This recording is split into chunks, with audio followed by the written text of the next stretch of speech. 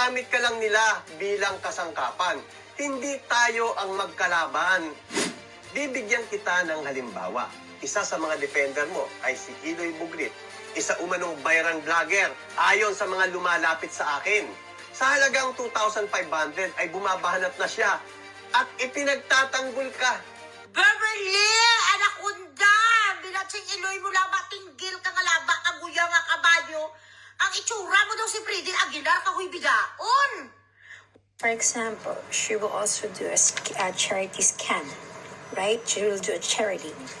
So lahat kami, because we want to help as an OFW, we don't have time to do charity work. So, syempre, as a vlogger, naniniwala kami sa kanya, hindi niya binibigay yung mga pera sa recipient.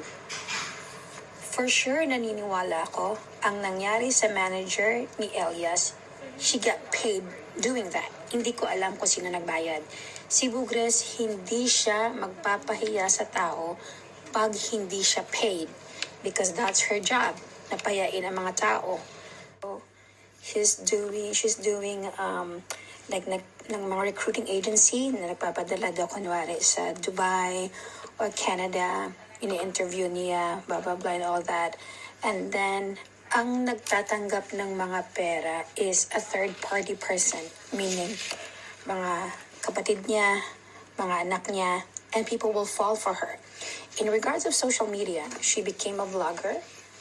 So what she does is, she get paid para pahiyain ang mga tao. For example, Pero tandaan mo, ang taong ito, ayon sa mga report at ebidensya, ay isang scammer at estapador din. Nakatira ngayon sa UAE, sa Fujairah, at isa siyang TNT. Huwag kayong makikipagtransaksyon sa taong ito. I-report ninyo agad kung makita ninyo online. May existing warrant of arrest ito sa Pilipinas. At kung makita ninyo ng personal, PM nyo ako. Ako mismo ang gagawa ng paraan para maaresto ang babaeng ito. Abi, ito ba ang taong nagpoprotekta sa'yo?